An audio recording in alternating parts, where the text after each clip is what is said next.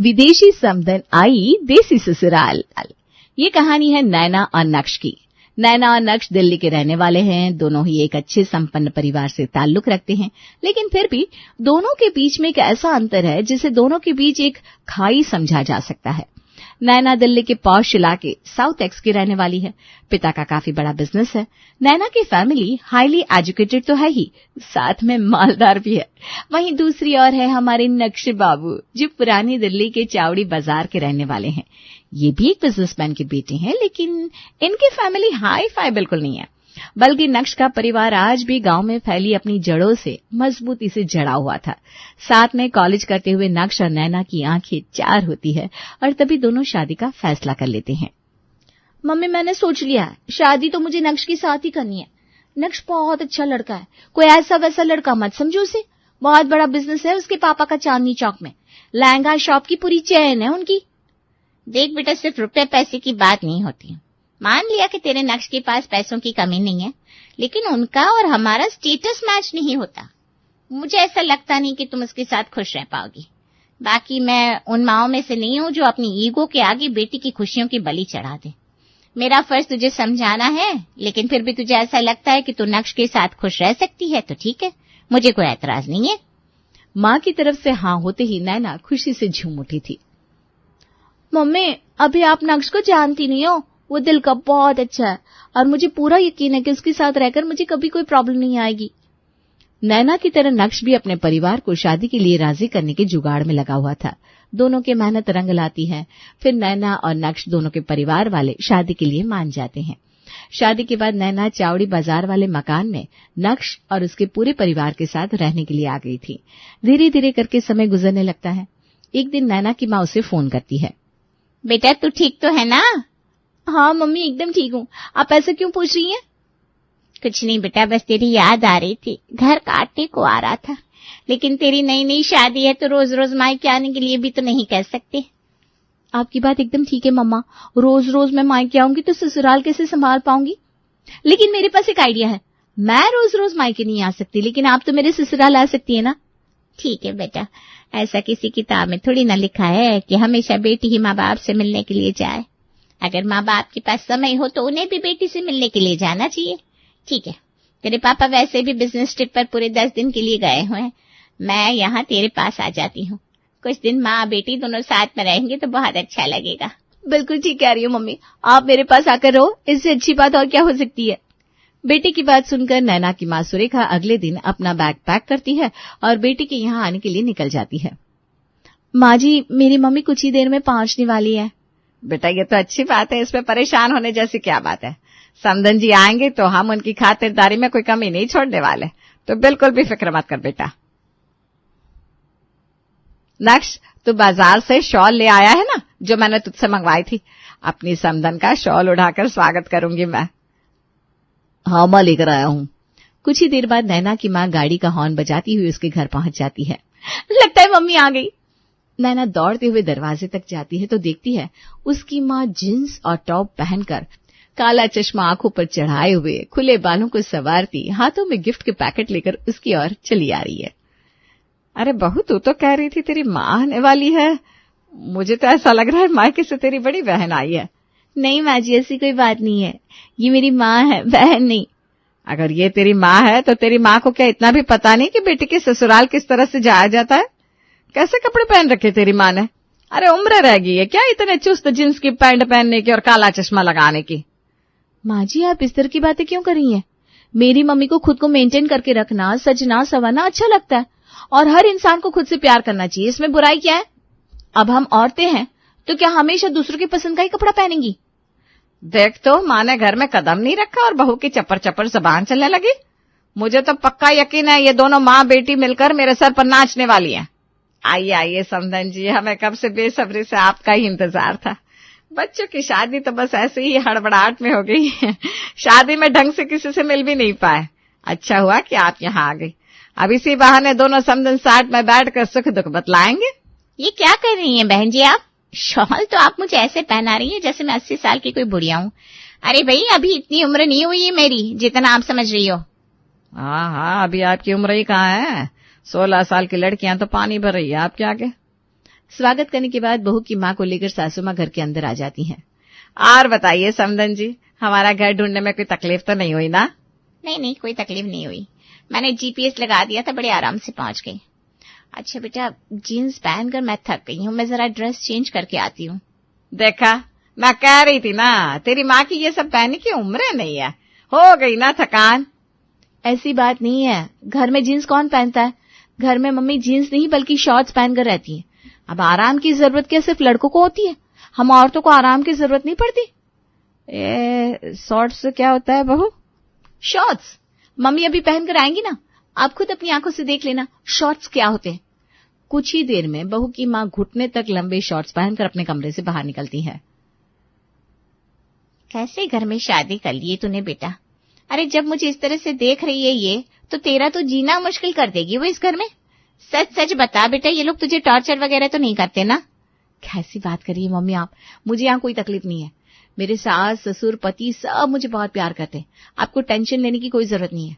और माँ जी आपको कोई घूर नहीं रही थी, वो यहाँ पर सब लोग साड़ी पहनते हैं ना, ऐसे में आपने जींस और शॉर्ट्स पहन लिया तो थोड़ा सा शॉक्ड हो गया, और कोई बात नहीं है। दूसरी ओर सास अपने बेटे नक्श से कहती है, ये कैसे हिप्पी टाइप लोगों के यहाँ से लड़की ले आया है तू, कोई तमीज ही नहीं है। बेटे के ससुराल आकर कौन सी माँ ऐसी हरकतें करती है बताओ तो? हमारे बेटे भी घर में कच्छा पहनकर नहीं घूमते, और यहाँ समधन जी सबके सामने कच्छा पहनकर घूम रही है। मम्मी ये क्या कच्छा कच्छा लगा रखा है? कच्छा नहीं शॉर्ट्स बोलते हैं उसे। आपने जीवन भर सिर्फ साड़ी पहनी है, इसका ये मतलब नहीं है कि हमारे देश में हर औरत साड़ी ही पहने। और ऐसा कुछ नहीं है कि आप लोगों को दिखाने के लिए वो ऐसे कपड़े पहन रही है। उन लोगों का क्लास ही ऐसा है, वो इसी तरह के कपड़े पहनती है। बल्कि मुझसे शादी होने से पहले तक नैना भी इसी तरह की ड्रेस पहना करती थी। अरे राम राम राम, तेरी बीवी भी ऐसे टांगे दिखाती घूमती थी सड़कों पर। देख मैं पहले ही बता रही हूँ बेटा, अगर तेरी बीवी ने ऐसे कपड़े पहने तो मैं तो धक्के मारकर घर से बाहर निकाल दूंगी उसको। मम्मी 2 महीने हो गए हमारी शादी को, क्या एक बार भी नैना ने आपकी मर्जी के खिलाफ कुछ भी ऐसी वैसी हरकत की है? अरे वो समझदार लड़की है, सब कुछ सोच समझ कर शादी की है उसने मुझसे। वो जानती है हमारे परिवार की सोच और परिवेश कैसा है, और वो यहाँ पर उसी के हिसाब से तो रहती है। आपको मम्मी जी के बारे में ज्यादा सोचने की जरूरत नहीं है, वो मेहमान है, कुछ दिनों में लौट जाएंगी। आप बस उनकी खातिरदारी करिए, उन्हें हम सबसे किसी तरह की शिकायत नहीं होनी चाहिए। देखो तो सास आ गई तो अब माँ को पट्टी पढ़ा रहा है। ठीक ही कहते हैं बड़े बुजुर्ग कि शादी होते ही लड़का अपनी लुगाई का हो जाता है। अगले दिन सुबह, अरे राम राम राम, ये सवेरे सवेरे क्या कर रही है ये टाइट से कपड़े पहनकर अंग्रेजी गाना लगाकर कमर मटका रही है। कहीं कोई चुड़ैल तो नहीं आ गई इनके ऊपर? अरे मम्मी जी आप ऐसे घबराते हुए इधर उधर क्या देख रही हैं? अरे बेटा ये तेरी मम्मी को क्या हो गया? सुबह सुबह उठकर दुनिया भजन सुनती है, राम का नाम लेती है, और तेरी माँ ने अंग्रेजी गाना चलाकर शरीर को मरोड़ना शुरू कर दिया। मम्मी जी ये शरीर को मरोड़ नहीं रही बल्कि जुम्बा कर रही हैं। शरीर को फिट रखने के लिए ये बहुत अच्छा होता है। मम्मी का मॉर्निंग रूटीन तो ऐसा ही होता है, सुबह उठकर वो पहले जुम्बा करती हैं, उसके बाद योगा एक्सरसाइज, उसके बाद जाकर वो चाय पियेंगी। अरे बहन जी मैं तो कहती हूँ आपको भी फिट रहने के लिए ये सब करना चाहिए। आइए आप भी मेरी तरह जुम्बा करिए। बुरा मत मानना ना बेटा, लेकिन एक बात कहूँ, तुम कहती हो ना कि तुम्हारे घर में हर काम करने के लिए एक नौकर था, खाना बनाने, कपड़े धोने, बर्तन मांजने, हर चीज के लिए नौकर लगाया तुम्हारे पापा ने। तभी तो शरीर को स्वस्थ रखने के लिए तेरी मम्मी को ये जुम्बा बुम्बा करना पड़ रहा है। हम तो भाई अपना सारा काम अपने हाथों से करते हैं। सुबह के सिर्फ 1 घंटे नहीं, दिन के 10 घंटे कसरत ही करते हैं हम। इसीलिए भाई हमें इन सब चीजों की कोई जरूरत ना है। और वैसे भी जैसे कपड़े पहनकर तेरी माँ ये जुम्बा कर रही है ना, मैं तो ऐसे कपड़े पहनने के बारे में सोच भी नहीं सकती। 2 दिन बाद, बेटा मैं थोड़े मॉकटेल ऑर्डर कर रही हूँ, मेरी कुछ फ्रेंड है जो मुझसे मिलना चाह रही हैं। आसपास की लोकेशन में ही रहती हैं, तो मैंने तेरे ससुराल का एड्रेस दे दिया है।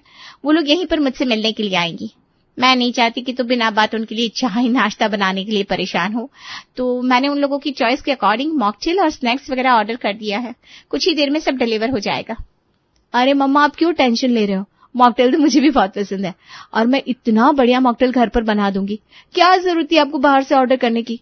आपको याद है ना, शादी से पहले हम लोग मॉकटेल पीते पीते टीवी पर शो देखते थे, कितना मजा आता था। दोनों माँ बेटी की बातें जानकी भी सुन रही थी। हे भगवान, ये माँ बेटी दारू भी पीती हैं और बेशर्मों की तरह यहाँ बैठकर उसके बारे में बातें भी कर रही है। राम राम राम राम प्रभु, मेरा तो धर्म ही भ्रष्ट हो जाएगा। समधन जी ने तो बिल्कुल हद ही कर दी, खुद तो शराब पीने के बारे में बात कर रही है, बेटी और सहेलियों को भी मेरे घर में दारू पिलाएंगी आज ये। सुरेखा घर पर आई मेहमान थी, इसलिए फिलहाल तो नक्श की माँ उनसे कुछ नहीं कहती, लेकिन घर पर औरतों को बुलाकर उन्हें शराब पिलाना अभी भी उसकी नजर में बुरी तरह से खटक रहा था। कुछ ही देर में नैना की माँ की सहेलियां उनसे मिलने के लिए उनके घर पहुंचती है। नैना बेटा ड्रिंक्स लेकर आना। माँ के कहने पर नैना ढेर सारे मॉकटेल लगाकर ले आती है। नैना बेटा रुक जा 1 मिनट, पहले जानकी जी को तो बुला लेती हूँ, वो भी तो हमारे साथ इस पार्टी में शामिल होगी ना। नैना की माँ जाकर उसकी सास को पकड़कर हॉल में ले आती है। आज तो आपको मेरे हाथ से ये मॉकटेल पीना ही पड़ेगा और पार्टी भी एंजॉय करनी पड़ेगी। कैसी बात कर रही हैं आप? मैं ये मॉकटेल फॉकटेल नहीं पीती, ठाकुर जी के चरणों का चरणामृत पीते हैं हम, उसी में नशा दिखता है हमें। अरे पीकर देखिए तो एक बार ड्रिंक, मजा ना आए तो कहना। सुरेखा जानकी के होठों से एक ड्रिंक लगा देती है। ड्रिंक पीने के बाद, नक्श बेटा जल्दी इधर आ, बेटा संभाल ले, मुझे मेरा सर घूम रहा है, चक्कर आ रहा है मुझे। बेटा ऐसा लग रहा है मुझे इस ड्रिंक का नशा हो गया है। हाय रे, मेरा तो सारा धर्म भ्रष्ट कर दिया तेरी सास ने, शराब पिलाकर मुझे अपवित्र कर दिया। मैं ठाकुर जी को क्या मुंह दिखाऊंगी। अरे समधन जी, ये सब क्या कह रही हैं आप? ये किसने कह दिया आपसे कि मैंने आपको शराब पिलाई है? अरे भाई ये मॉकटेल है, कॉकटेल नहीं, शरबत है शरबत। शरबत से कब से नशा होने लगा? है? क्या बात कर रही हैं आप? शराब नहीं है? पता नहीं तो इसे पीने के बाद मेरा सर क्यों घूम रहा था। मम्मी आप बिना सोचे समझे कुछ भी कहने लगती है।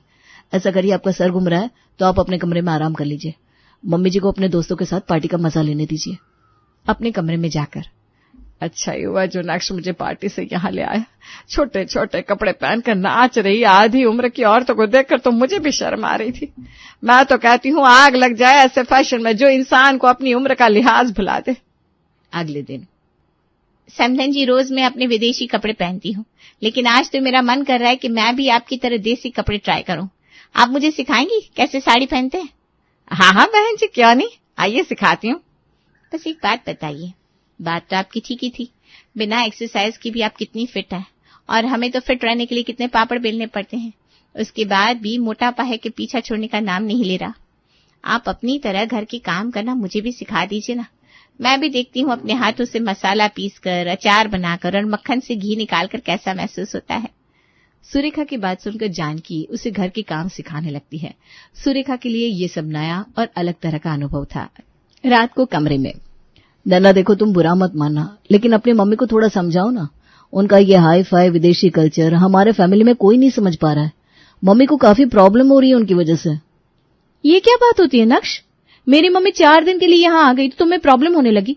भूलो मत मैंने तुमसे शादी की है, इस नाते अब ये घर मेरा भी उतना ही है जितना कि तुम्हारा। जिस तरह से तुम्हारे पेरेंट्स इस घर में पूरे हक से रह रहे हैं, तो क्या मेरे पेरेंट्स को यहाँ रहने से पहले तुम्हारी परमिशन लेनी पड़ेगी? अरे मैंने ऐसा नहीं कहा, बात का बतंगड़ मत बनाओ। बात का बतंगड़ मैं नहीं बना रही हूँ, तुम और तुम्हारी मम्मी बना रहे। तुम्हें क्या लगता है मुझे समझ में नहीं आता? माँ जी दिन भर मेरी मम्मी को देखकर टेढ़े मेढ़े मुंह बनाती रहती है। मुझसे शादी करने से पहले तुम जानते थे ना मैं कैसी फैमिली से बिलोंग करती हूँ। अब अगर तुमने हाई क्लास लोगों के साथ उठना बैठना नहीं सीखा तो इसमें मेरी मम्मी की कोई गलती नहीं है। नैना तुम अपने लिमिट्स क्रॉस कर रही हो। अरे मैंने भी तुम्हारी मम्मी को हमारा घर, हमारे रहन सहन और मेरी मम्मी को देखकर नाक मुंह सिकुड़ते हुए देखा है। तुम्हारी मम्मी भी तो पहले से जानती थी ना हम कैसे बैकग्राउंड से बिलोंग करते हैं। फिर अब इस तरह से हमारे घर में आकर हमें छोटा महसूस कराने का क्या मतलब है? और तुम भी अपनी मम्मी की साइड ले रही हो। नैना और नक्श के बीच में बातचीत अब एक बहस का रूप ले चुकी थी। अपनी अपनी माँ का बचाव करते हुए दोनों के बीच में अच्छा खासा झगड़ा हो गया था और दोनों मुंह फेर कर सो गए थे। अगले दिन सुबह नैना सबका नाश्ता तैयार करती है और उसके बाद सास के कमरे में जाकर देखती है, लेकिन उसे अपनी सासू माँ वहां नजर नहीं आती। पता नहीं सुबह सुबह माँ जी कहाँ चली गई। मम्मी को नाश्ते के लिए बुला लेती हूँ। नैना अपनी माँ के कमरे में जाती है, लेकिन उसे अपनी माँ भी कमरे में नजर नहीं आती। उसे कुछ समझ में नहीं आ रहा था कि उसकी माँ और सास दोनों अचानक से कहाँ चली गई। नक्श, माँ जी घर में गई नजर नहीं आ रही। क्या कहीं तुम्हारी माँ से परेशान होकर मम्मी घर छोड़कर तो नहीं गई? देखो नैना, अगर मेरी माँ को कुछ भी हुआ ना तो मैं तुम्हें और तुम्हारी माँ को कभी माफ नहीं करूंगा। तुम्हारी हर बात के बीच में मेरी मम्मी कहाँ से आ जाती है? तुम्हारी मम्मी कहाँ गई है, मेरी मम्मी उसकी जिम्मेदारी कैसे ले सकती है? मेरी मम्मी भी सुबह से घर में नजर नहीं आ रही है। मैं भी बता रही हूँ, अगर मेरी मम्मी तुम्हारी या तुम्हारी मम्मी के कारण घर छोड़कर गई होगी ना, तो मैं भी किसी को छोड़ने वाली नहीं हूँ। नक्श और नैना के बीच में एक बार फिर से झगड़ा शुरू हो गया था। कुछ देर बाद नैना और नक्श को सामने से उनकी माएं आती हुई दिखती हैं। जानकी जी जींस टॉप में थी और सुरेखा जी साड़ी में। अरे माँ, ये क्या हाल बना रखा है आपने, और बिना बताए आखिर कहाँ चली गई थी आप? मम्मा, आप तो कम से कम बताकर जा सकते थे। और ये क्या पहना है आपने? जस्ट चिल बेटा, समधन जी का ड्रेसिंग सेंस बड़ा अच्छा लग रहा था मुझे, इसलिए मैंने उन्हें कहा कि मुझे भी अपनी तरह 1-2 ड्रेस दिलवा दो। बस फिर क्या था, मैंने समधन जी की तरह 2-3 देसी साड़ियां क्या खरीदी, उन्होंने भी मेरी तरह जींस टॉप ट्राई करने का मन बना लिया। देखो ये जींस टॉप कितना सूट कर रहे हैं उनके ऊपर। ये देख बहू, मैं भी समधन जी की तरह वो योगा करने वाली ड्रेस लेकर आई हूँ। कल से मैं भी समधन जी के साथ सुबह में जुम्बा करूंगी। सास और माँ की बात सुनने के बाद नैना और नक्श दोनों अपना सर पकड़ लेते हैं। अपनी अपनी माँ को लेकर दोनों पति पत्नी के बीच में तो युद्ध छिड़ गया था और यहाँ दोनों समधन एक दूसरे के रंग में रंग गई थी। परदेसी समधन के देसी ससुराल में आ जाने से परिवार में ऐसा कंफ्यूजन क्रिएट हो गया था कि समझ में नहीं आ रहा था देसी कौन है और विदेशी कौन। सास बहू के रिश्ते पर तो जितनी बातें की जाए कम है। सास सास होती है, लेकिन बहू भी कम नहीं होती। कहीं कहीं सास बेचारी तो बहू किस्मत की मारी होती है। बहू, अरे बहू, क्या हो रहा है? अरे बेटा आराम कर ले, क्या सारा दिन लगी रहती है? रमन, तो बहू के लिए कोई घर में काम वाली क्यों नहीं रख लेता? सारा दिन कुल्हो के बैल की तरह लगी रहती है। बहू सास की बात सुनकर खुश हो जाती है कि भाई कौन कहता है कि सास अच्छा प्राणी नहीं होता है। देखो तो हमारी सास तो नौकरानी रखने की बात कर रही है। अरे नहीं नहीं, नौकरानी के पैसे क्यों बर्बाद करना? मैं और आप भी तो हैं, हम मिलकर सीमा की मदद कर दिया करेंगे। वैसे भी मेरा ऑफिस तो 9 बजे का होता है और मैं तो जल्दी 4 बजे उठ भी जाऊंगा। हाँ बेटा, वैसे पैसे भी बचाने जरूरी है। जिस हिसाब से जमाना चल रहा है, तू अकेला कमाने वाला और हम सारे खाने वाले। पहले तो हम फिर भी खा लेते थे, लेकिन जब से बहू आई है 2-2 सब्जी तो बनानी ही होती है, नहीं तो हम माँ बेटा तो सूखी दाल से भी खा लेते थे। देख बहू, तेरे आने के बाद ना राशन का खर्चा थोड़ा बढ़ा तो है, वैसे बुरा ना मानना। नहीं नहीं माँ जी, एक तो आप मेरे लिए काम वाली रखने की सोच रही हैं, यही बात है मेरे लिए। माँ जी, परिवार में प्यार और एक दूसरे की चिंता ही मेन होता है, बाकी तो सारे काम हो जाते हैं। बहू वहां से चली जाती है। कैसी रही माँ मेरी एक्टिंग? बहुत अच्छी बेटा, तुझे तेरा जीवन नर्क नहीं होने देना है तो मेरे कहने पर चल। पति माँ के पैर छूकर ऑफिस निकल जाता है। यार क्या हाल है तेरा शादी के बाद? मेरी तरह माँ और बीवी का चक्कर तो शुरू नहीं हो गया ना? हाँ यार, ये पता नहीं कि सास बहू के बीच पड़ती क्यों नहीं। मैं तो इन चक्कर में कभी नहीं पड़ूंगा। वो क्या है ना, मेरी माँ का टोटका मेरे साथ है। टोटका? कैसा टोटका? अरे सिंपल है, माँ जब भी मेरी बीवी के लिए कुछ अच्छा करने को कहती है तो मैं बीच में मजबूरियाँ डाल देता हूँ।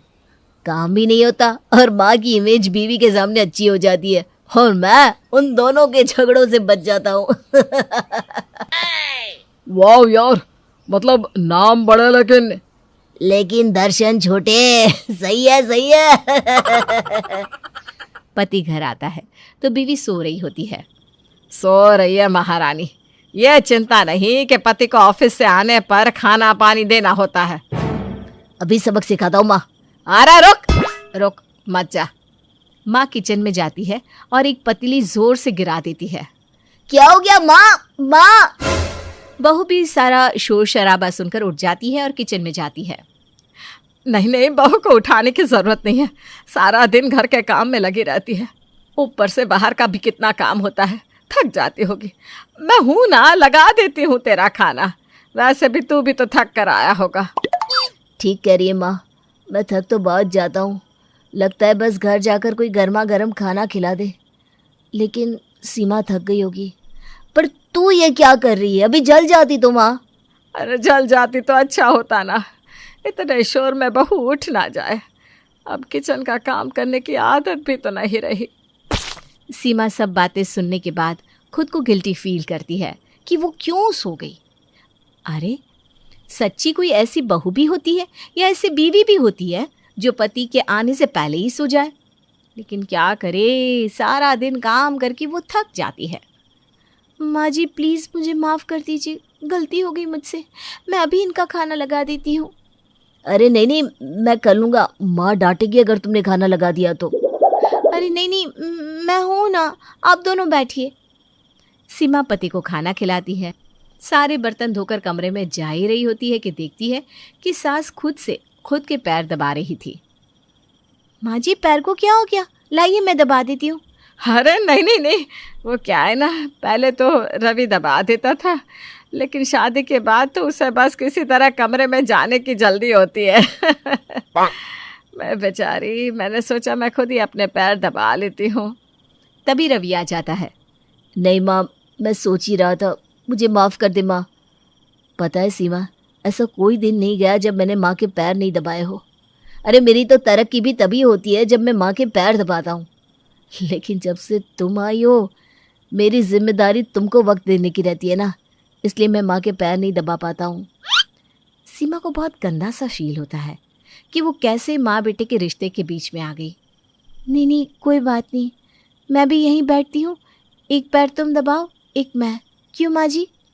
थोड़ी देर दोनों माँ के पैर दबाते हैं कि अब रहने दे रवि, जा तू सो जा। अरे तुझे सुबह ऑफिस भी तो जाना है।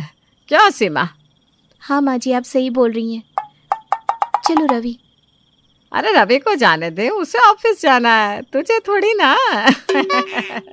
तू पैर दबा दे बहू। हाँ। सीमा सास के पैर दबाती है, पति कमरे में सो जाता है।